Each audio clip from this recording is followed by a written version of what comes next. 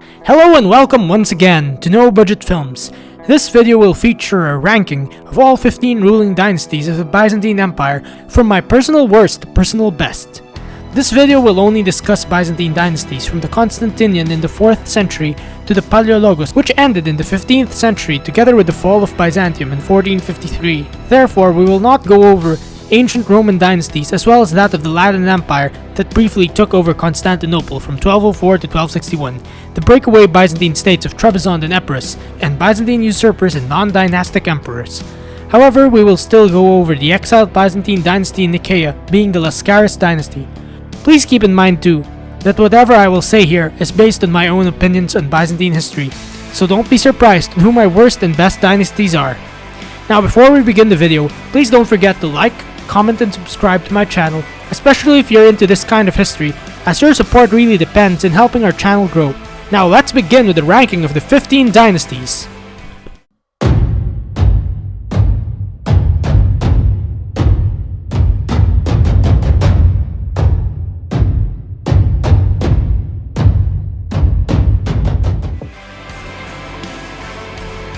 Number 15.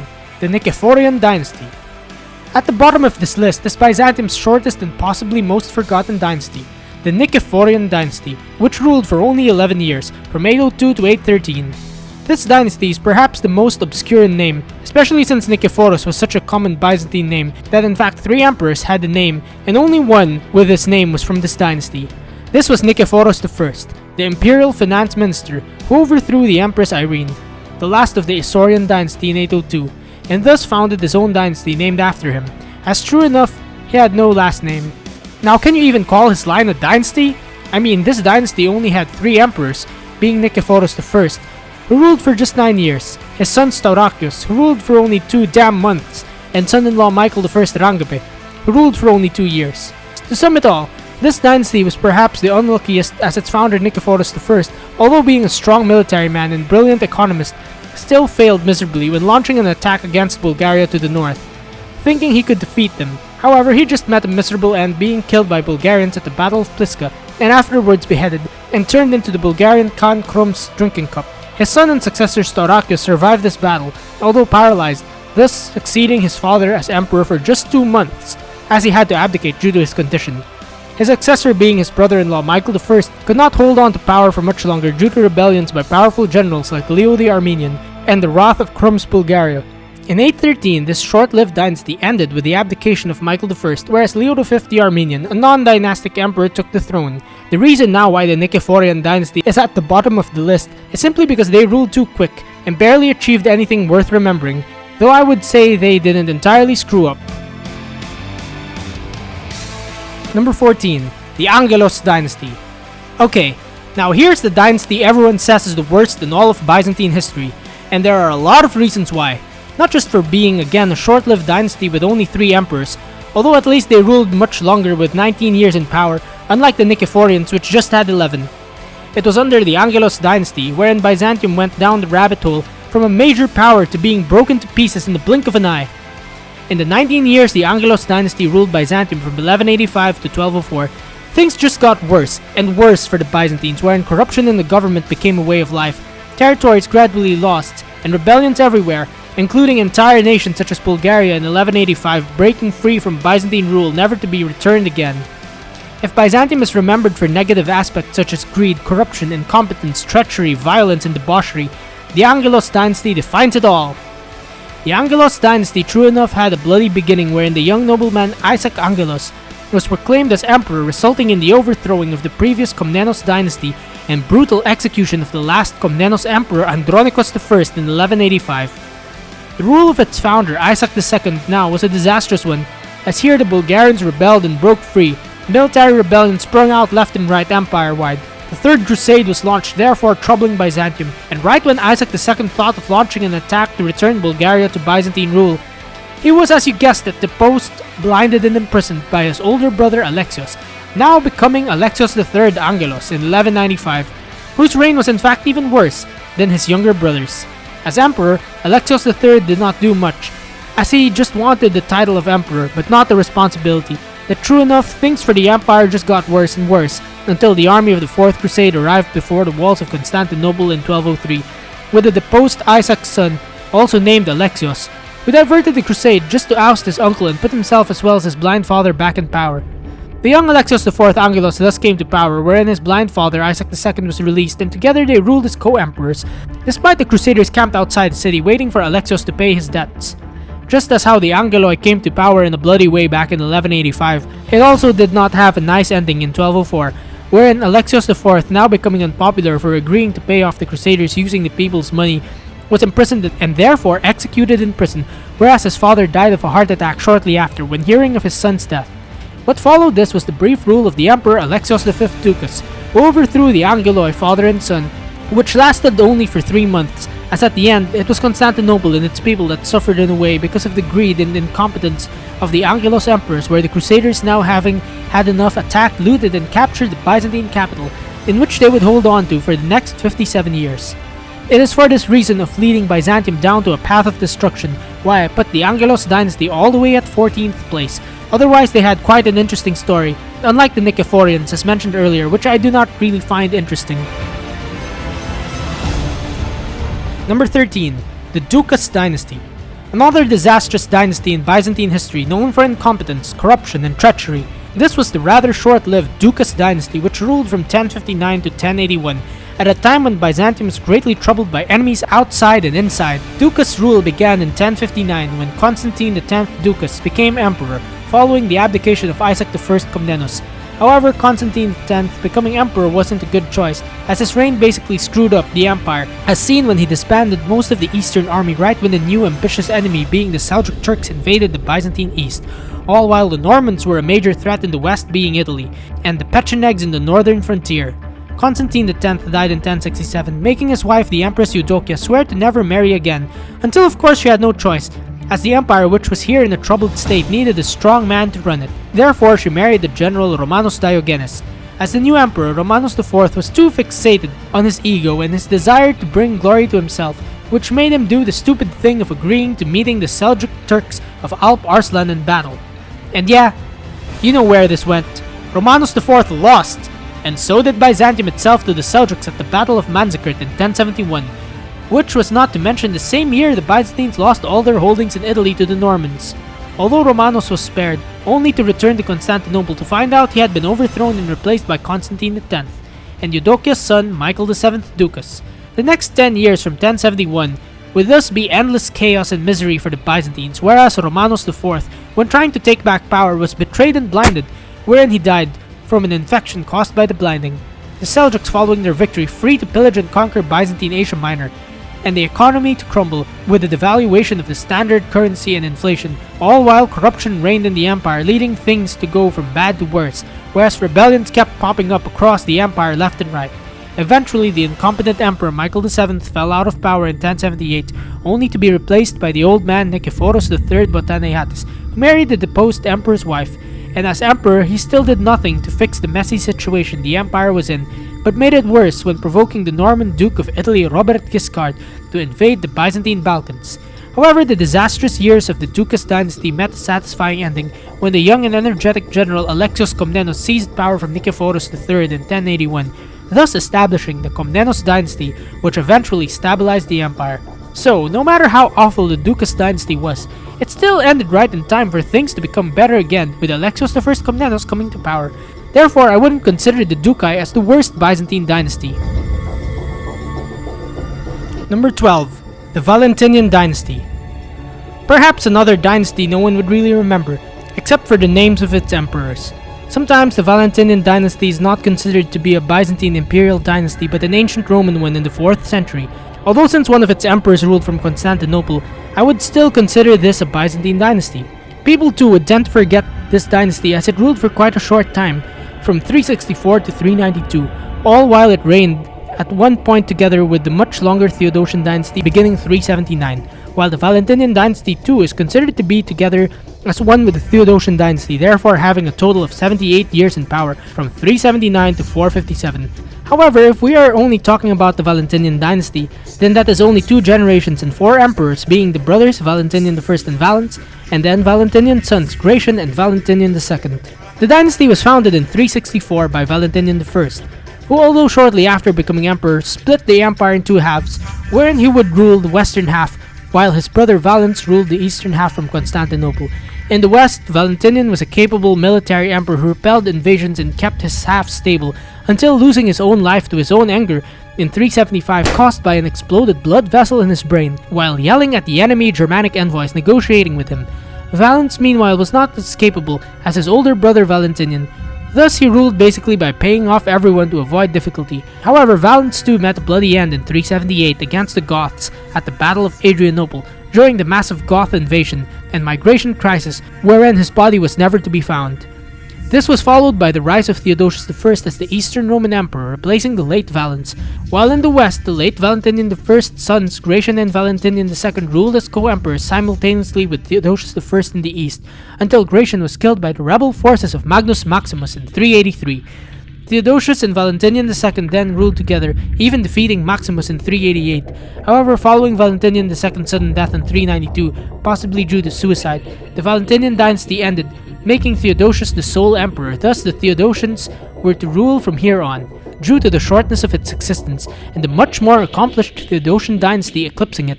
I put the Valentinian dynasty this far down in my list.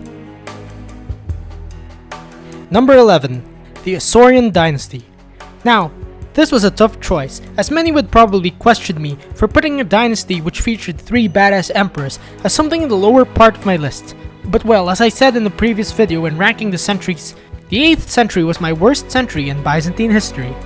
And this dynasty, being that of the Isaurians, was basically the dynasty of the 8th century. Of course, don't get me wrong here, the Isaurian dynasty featured epic stories such as the successful defense of Constantinople against the Arab siege from 717 to 718, and then the highly action-packed reigns of Leo III from 717 to 741, his son Constantine V from 741 to 775, wherein he was even overthrown once earlier on in his reign, and that of his son Leo IV from 775 to 780. Although no matter how epic the action in the reigns of these 3 emperors were, I find them to be a bit too repetitive and one-sided, wherein although they were military heroes, they were still portrayed as evil men. Although this is very much likely because sources about them were biased, especially since these emperors were iconoclasts, or those that destroyed religious icons, while historians that wrote about them such as Theophanes the Confessor wrote in favor of the iconodules or icon venerators. The Isaurian dynasty though had quite a twist, as following the death of the iconoclast Leo IV, icon veneration was restored by his wife, the Empress Regent Irene of Athens, who ruled for her son Constantine VI, until trouble broke out between mother and son. Constantine VI at one point broke free from his mother's regency, only to mess up in battle against the Bulgarians and Arabs, which led to Irene taking back power until she fully got rid of her son in 797 by blinding him.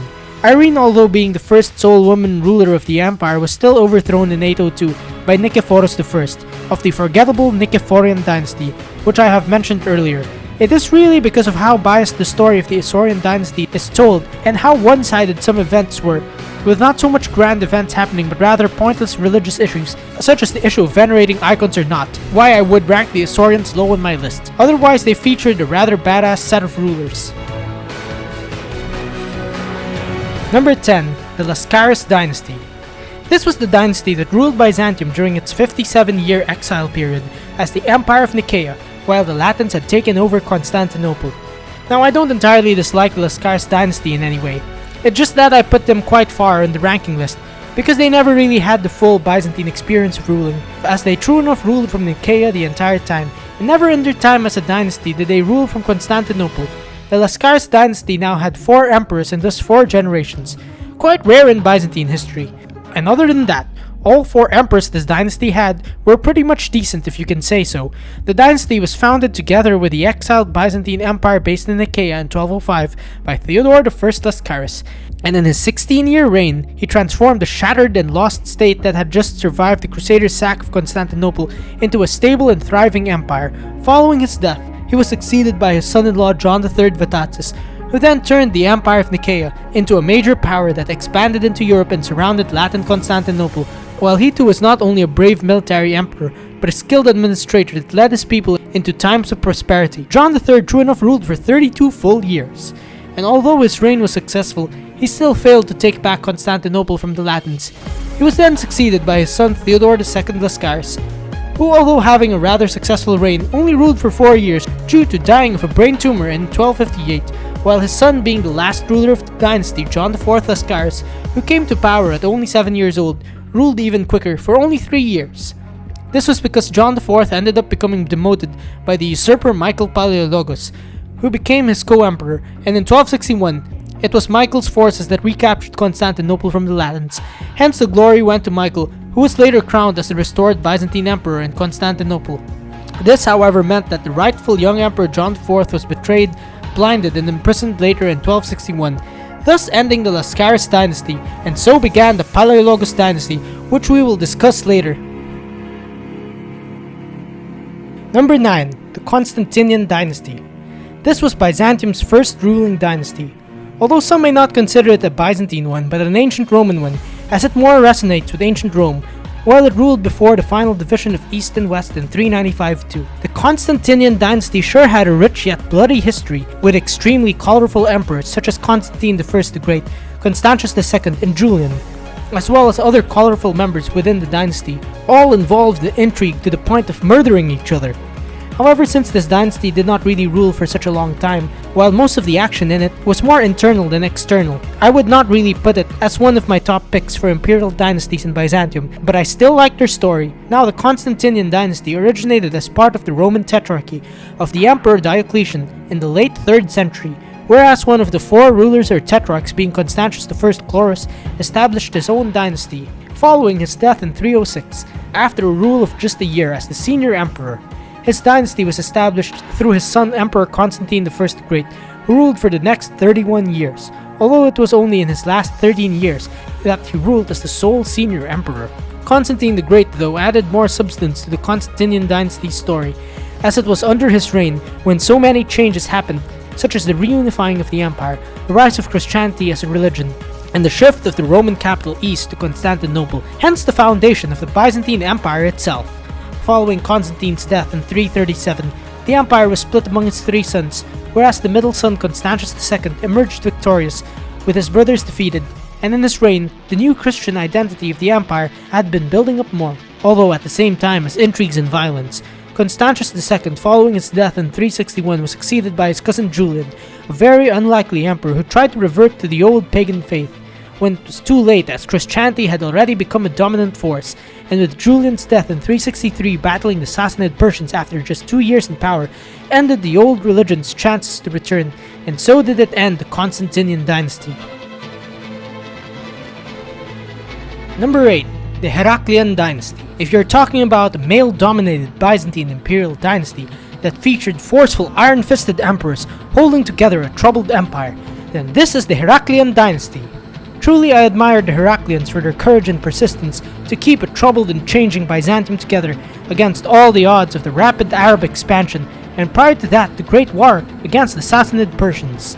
The Heraclian dynasty began in 610 when the Emperor Heraclius sailed to Constantinople and overthrew the non-dynastic usurper Phocas, and when claiming the throne, he inherited the troubled empire in the middle of the war with the Sassanids in the east. Heraclius, though, managed to lead the empire out of dark times by defeating the Sassanids by 628, but only to end his reign miserably, living long enough to see his now victorious although weakened empire invaded by a new, rapidly expanding enemy, being the Arabs. His successors now, beginning with his grandson Constans II, would inherit an empire about to collapse due to the Arab expansion in the south and east that had already taken over Byzantine Egypt and the Levant, while in the north, the Slavs and Avars invading the Balkans, all while Italy was being invaded by the Lombards too. Just like his grandfather Heraclius, Constans II was another strong emperor who held the empire together, although with an iron-fisted way of ruling, until he was assassinated in his bath when attempting to move the empire's capital west to Sicily. His son Constantine IV now was another young yet strong emperor who was famous for leading the defense of Constantinople against the Arab siege from 674 to 678 thanks to the invention of Greek fire. But it was also Constantine IV that lost to the Bulgarians, thus allowing them entry into the Balkans, eventually becoming the Bulgarian Empire. Constantine IV, though, died young in 685 and was succeeded by his son Justinian II, another young yet strong emperor too. In fact, too iron-fisted and ambitious that his own ambitions cost him his downfall in 695 with his nose mutilated. But again, the persistence and courage of the Heraclians was shown in him when he took power back in 705 during the anarchy with a full vengeance, of course to once again rule out of revenge until he lost his life being executed as part of the anarchy in 711. The courage and persistence of the Heraclian dynasty sure makes me place them higher on this ranking. However, since their history was rather one-sided, showing too much war and military conflict more than palace life, I did not place them on a higher spot here. Number 7. The Theodosian Dynasty. Now here's the dynasty best remembered for defending and promoting the Nicene Christian faith, the Theodosian Dynasty. This too was the dynasty where some others would begin telling Byzantium's story, as it was the Theodosian Dynasty that ruled in the year 395, when the Eastern and Western Roman empires came to be, whereas the old empire was permanently split. Now, as I mentioned earlier, the Theodosian Dynasty coincided with the former one, being the Valentinian Dynasty, wherein its first ruler, Theodosius I the Great, came to power in 379 during the Gothic migration and invasion crisis, all while the West was still ruled by the Valentinian Dynasty until 392, wherein Theodosius now ruled both halves until his death in 395, wherein the empire was split between East and West for good. Theodosius I, as emperor, was best known for making Nicene Christianity the empire's official religion, thus creating something that would define Byzantium in the centuries to come, while it was Theodosius II that really put his attention east and settled the barbarian threat. With his death in 395, there would be two empires, each with their own story. But for this video, we are sticking to the story of the Eastern Roman or Byzantine Empire based in Constantinople, which since 395 was ruled by Theodosius' son Arcadius. The reason now to why I put the Theodosian Dynasty at a higher spot in this ranking was because they ruled the empire, at least the eastern half, at a stable time despite all the trouble and invasions happening in the west, while emperors in the east, such as Arcadius, who although suddenly died in 408, and his son and successor Theodosius II, who ruled a full 42 years from 408 to his death in 450, were so powerful that they did not have to set foot in battle, but rather just stay in the palace. Theodosius II in his long reign ruled over an empire so rich and powerful that he simply kept Attila the Hun away by paying him off bribes. His successor Marcian being his brother-in-law, who married the late emperor's sister, the Empress Pulcheria, although being a puppet emperor to the barbarian general Aspar, and still another palace emperor, though decided to battle Attila with force, which was successful, yet he never left the capital, except once for the important church council of Chalcedon in 451. The Theodosian Dynasty too has a special feature wherein all four emperors that ruled the east under this dynasty, being Theodosius I, his son Arcadius, his son Theodosius II and daughter Pulcheria, and son-in-law Marcian, are all saints, and this was because of their role in defending and promoting Christianity. Number 6. The Leonid Dynasty. This is literally the dynasty that came after the Theodosian Dynasty in the east, and now it ranks above the dynasty that came before it. How ironic. Now, the reason to why I put this rather short-lived Leonid Dynasty high up in this ranking is because of how unusual and colorful it was, by being founded by a man of low birth, which was the Thracian peasant Leo I, hence giving the dynasty its name, who like his predecessor Marcian before him, was also a puppet of the barbarian general Aspar. The Leonid dynasty had also shown a rather unusual though interesting kind of succession, as following Leo I's death in 474, he was succeeded by his grandson, Leo II, ruled for only a few months before dying as a young child, wherein he was succeeded by his father Zeno, who was Leo I's son-in-law. Wherein Zeno in his first year in power was usurped by Leo I's brother-in-law Basiliscus, who Zeno took power from, whereas Zeno after 15 years of ruling, after his death, was succeeded by his wife Ariadne's new husband Anastasius I, who ruled for a full 27 years until his death in 518, at the very old age of 87. For these reasons, and so much more, I would rank the Leonid dynasty this high, as they too showed other virtues worth admiring, such as its founder Leo I's courage of standing up against his puppet master Aspar by even having him killed, when no longer wanting to be his puppet. Hence he succeeded and built his own dynasty. Then we have Zeno, who although coming from a minority being an Isaurian from the mountains of Asia Minor, still held a troubled empire together with an iron-fisted way of ruling, that he true enough had the courage to survive many rebellions, and made it to the end, dying in a rather peaceful way without being overthrown again. And lastly, we have Anastasius I, who managed to keep the empire financially stable despite all the unrest, while he too changed the way Byzantine emperors were, from violent men such as Leo I and Zeno, to cultured palace emperors the way he was. Now, the Leonid dynasty may never have happened if Aspar hadn't selected Leo as his puppet emperor. Instead, it would have been Marcian's son-in-law Anthemius that would have become emperor, thus rewriting history altogether.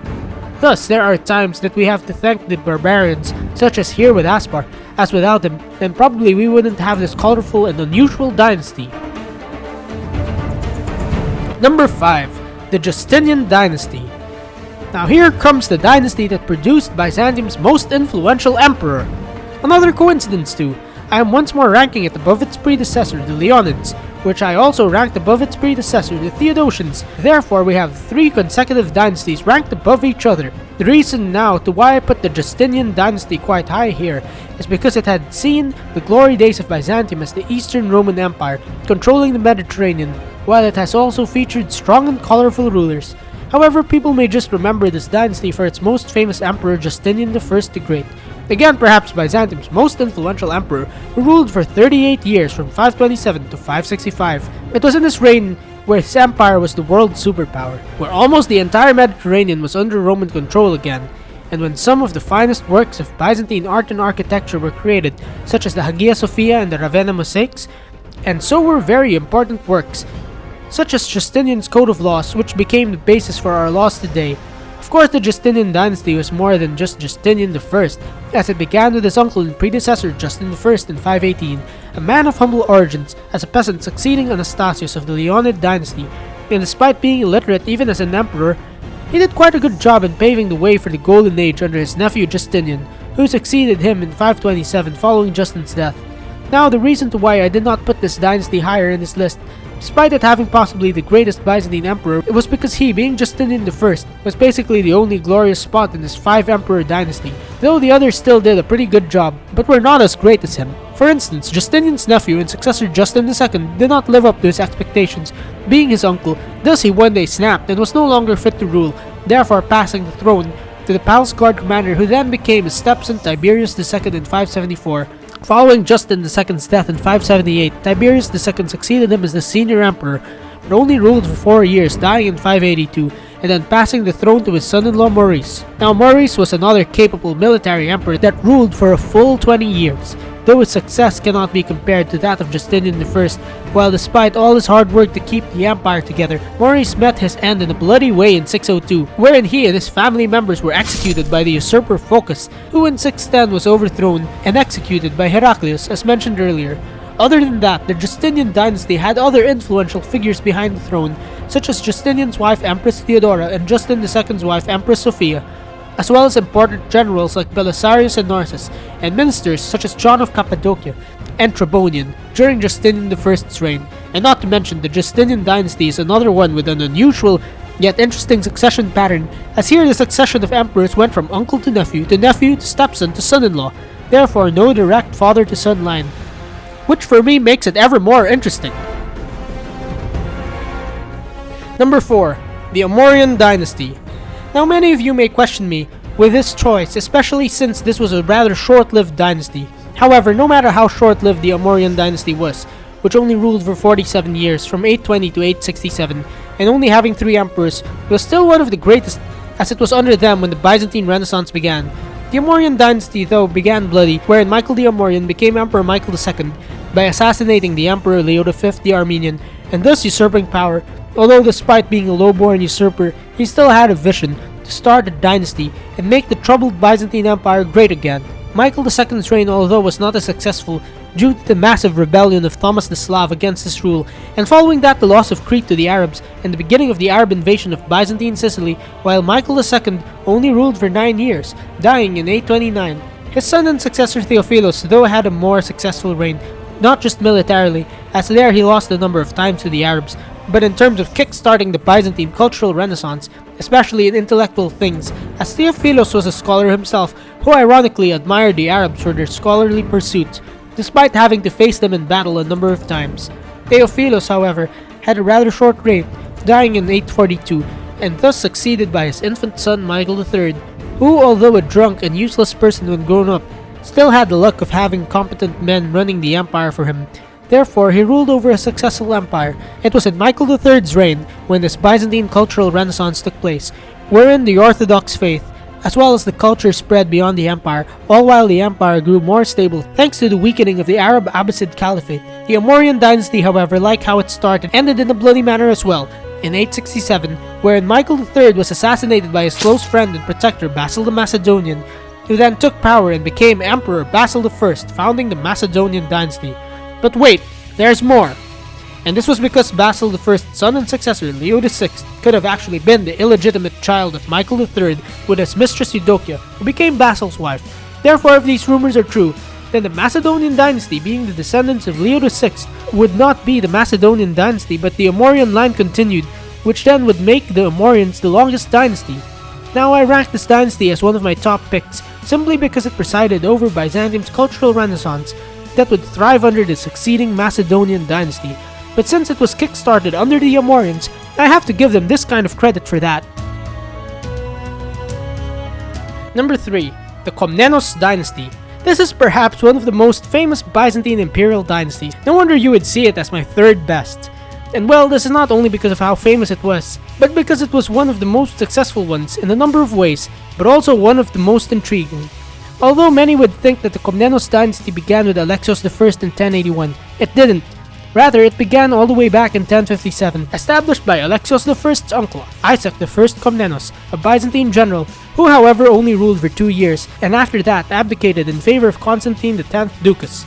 Thus, as mentioned earlier, the Doukas dynasty ruled from 1059 until 1081, wherein power returned to the Komnenos dynasty through Alexios I. The Komnenos emperors true enough had a pretty badass line of succession, wherein the empire was ruled by a straight line of 3 emperors for 99 years, from 1081 to 1180, first being Alexios I, then his son John II, and then his son Manuel I, all while Byzantium regained its strength and returned to being a dominant power in the Balkans and Eastern Mediterranean following the disastrous years under the Doukas dynasty, which had seen Byzantium's great defeat to the Seljuks at the Battle of Manzikert in 1071.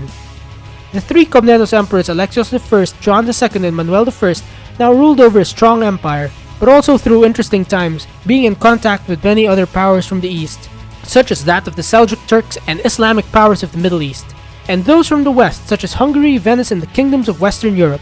It is basically for the reason that the empire the Komnenos emperors ruled was a powerful one, as well as with all their interactions with other powers around them, why I place them this high in this ranking. However, no matter how powerful the Komnenos dynasty was, it did not have a happy ending, as following Manuel I's death in 1180, it would all be downhill, whereas he was succeeded by his young son Alexios II, who in 1183 was overthrown and killed by Manuel's cousin Andronikos I Komnenos, who then became emperor, having a reign of terror, only to fall from power 2 years later, wherein he was beaten to death by the people, during the revolution of 1185. However, the Komnenos line still lived on, whereas the branch of Andronikos I settled in Trebizond in the east of the Black Sea, forming the Empire of Trebizond that lasted until 1461, while the succeeding dynasties, being that of the Angelos, Laskaris, and Palaiologos too, have Komnenos blood in them. Now, you could have all guessed it right on why I placed the Komnenos dynasty high on this list, and this is very much also because I've made 2 Komnenos-era LEGO films in the past, first being House Komnenos, and then its follow-up, Revolution in Constantinople. Check the links below to watch them. Number 2. The Palaiologos Dynasty. This here is the last, but also the longest ruling dynasty in the Byzantine Empire, which ruled for almost 200 years with 7 generations of emperors, quite a lot in Byzantine standards considering that other dynasties had just 3 generations. Now, the reason to why I like the last dynasty being the Palaiologos is because they were simply able to run the empire, which was on a decaying phase, for nearly 200 years until the very end, where Constantinople fell to the Ottomans in one epic battle, where the Byzantine story therefore ends. Each emperor of the Palaiologos dynasty had an interesting story to tell, and so did the times they lived in. And if there was any dynasty in Byzantium that saw so much happening, not only within, but in the wider world, it was the House of Palaiologos. And true enough, they witnessed numerous civil wars, the loss of territory, the plague of Black Death, decimating the population, the rise of the kingdoms of Europe, which therefore put Byzantium in the shadows, the need to adapt to the times by even changing their religion to Catholicism, and yet they still had the courage to go on, which is why this is my second favorite dynasty. The Palaiologos dynasty was founded by Michael VIII in 1261 after overthrowing the Laskaris dynasty and recapturing Constantinople from the Latins as mentioned earlier, while the empire he came to rule was greatly troubled that he would do anything it would take for its survival, even if it was unpopular, Following his death in 1282, he was succeeded by his son Andronicus II, whose long reign was more or less a tragedy, whereas Byzantium would gradually decline militarily and economically, and he was sure enough ousted from power by his grandson Andronicus III in 1328. Andronicus III now tried to restore Byzantium to its glory days, to at least be a regional power, and he did so by the reconquest of Epirus and other territories, but died too soon in 1341, plunging the empire into a civil war between the faction of his wife Anna of Savoy and son John V against Andronicus' closest friend and general John Cantacuzene. This civil war from 1341 to 1347 brought only death and destruction to the already shrunken Byzantine Empire, all while the civil war ended with a plague of Black Death arriving to bring in further damage. In the meantime, the Ottomans now rose to be the greatest threat to the kingdoms in the Balkans, including Byzantium, to the point that they could no longer be stopped. That true enough, Byzantium under John V Palaiologos became its vassal. These times were so shameful indeed that the humiliated John V even possibly killed himself in 1391. However, as the 15th century began when Byzantium was under John V's son Manuel II Palaiologos, there was some respite, as here the Ottomans had weakened, thus allowing Byzantium some time to recover until the Ottoman threat had returned. By the time of Manuel II's son and successor John VIII Palaiologos, who came to power in 1425. This dynasty was also known for diplomacy, and their need to use it even if it would mean converting the once proud Orthodox Empire to the faith of the Latins just for survival.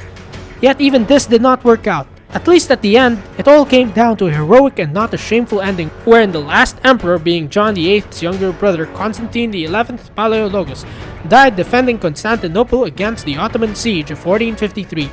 Speaking of the Palaiologos dynasty, I've actually produced 2 Lego films on it, set during its early days during the reigns of Michael VIII and his son Andronicus II, which are Summer of 1261 and War of the Sicilian Vespers. Check the links below to watch them. Number 1. The Macedonian Dynasty.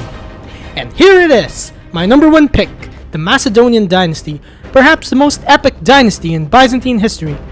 This is my top pick, as if you remember from the previous video I made on ranking the 12 centuries in Byzantine history, the 10th was my favorite, and the 10th century now was dominated by the Macedonian Dynasty, which brought military victories to the empire, but also made it a cultural superpower. This is my top pick too, since it was during the Macedonian Dynasty when Byzantium bounced back by becoming a military superpower, turning the tide of war against the Arabs in the east to the offensive after fighting against them on the defensive for some 300 years. Not only was this the time when they turned the tide and became a military power, that they later conquered the entire Balkans too, but here under the Macedonians did the cultural renaissance kick-started by the Amorians as mentioned earlier flourish, to the point that Byzantium became a cultural and diplomatic superpower too. Of course, this may be because if you believe the rumors that the Macedonian dynasty was actually the Amorian dynasty continued, if Leo VI was actually the son of Michael III the Amorian and not of Basil I the Macedonian, but here we will stick to Leo being Basil's son, at least legally. Now when it comes to emperors, the Macedonians had an interesting combination as it began with a low-born peasant turned wrestler Basil I, who turned out to be a strong ruler, although he was killed apparently by a stag after a hunting trip in 886. Then there was Leo VI, who ruled from 886 to his death in 912, who was the scholar emperor, although not very successful in military and political matters, for a year from 912 to 913 following Leo VI's death. He was succeeded by his brother Alexander, who was perhaps the only one of the Macedonian line, being Basil's real son, if you again believe the rumors. Following Alexander's death in 913, the empire fell into a chaotic regency over Leo's young son Constantine VII, wherein the admiral Romanos I Lekapenos, who again was of low birth, took the throne as senior emperor from 920 to 944, wherein he was overthrown, thus passing the throne back to Constantine VII, who like his father was also a scholar, but an even more accomplished one, as well as being a powerful diplomat. Following Constantine VII's death in 959, he was succeeded by his son, the fun-loving Romanos II, who although not doing anything much, had a successful reign, as seen with his generals such as Nikephorus Phocas recapturing lands in the east from the Arabs. Romanos II, following his untimely death in 963, was succeeded by the general Nikephorus II Phocas, whose reign was dominated by military conquests, further making the empire more powerful, though he met a bloody end 6 years later in 969, assassinated in his sleep by John I Tzimiskis, who took over as emperor, and just like Nikephoros, he was an accomplished military man who regained more lands for the empire, including most of Bulgaria. When John I died in 976, he was succeeded by the legitimate emperor Basil II. the son of Romanos II, whose reign now saw Byzantium as the true military and cultural power of the Middle Ages. As under Basil II, the Bulgarian Empire was completely wiped off the map and annexed into Byzantium, thus Byzantium had the whole Balkans. However, after Basil II's death in 1025, things would go all downhill for the Byzantines, first during the 3-year reign of his brother and successor Constantine VIII, and in the reign of the latter's daughter Zoe and her 3 husbands overall from 1028 to 1055. The Macedonian Dynasty then ended in 1056, with Constantine VIII's other daughter Theodora dying without children. Overall, the Macedonian Dynasty featured all kinds of personalities for emperors, including low-born but capable men such as Basil I and Romanos I, scholarly ones like Leo VI and Constantine VII, fun-loving laid-back ones like Romanos II, Constantine VIII, as well as Zoe and her 3 husbands, and the great military men and conquerors such as Nikephorian II, John I, and Basil II. And it is because the Macedonians featured all these interesting personalities that I put this dynasty as my top pick. And this is very much it for this video when ranking the 15 dynasties in Byzantine history. To be honest, it was quite a tough job to put this together, as at times I was torn whether I like one dynasty over the other, but it was also a tough choice to rank some at the bottom of the list, wherein in fact, I actually liked some of them, such as the Constantinian Dynasty, while for those on top it was also a tough choice to see which ones I prefer over the other. However, at the end, I still made up my mind, and this is basically how I ranked the dynasties. So, I hope you liked this video, and learned something about the lesser known history of the Byzantine Empire here. And of course, don't forget to like, comment, share, and subscribe to my channel if you are into Byzantine history, as I have produced a number of Byzantine history videos and LEGO films about this subject. Now, thank you for watching, and goodbye.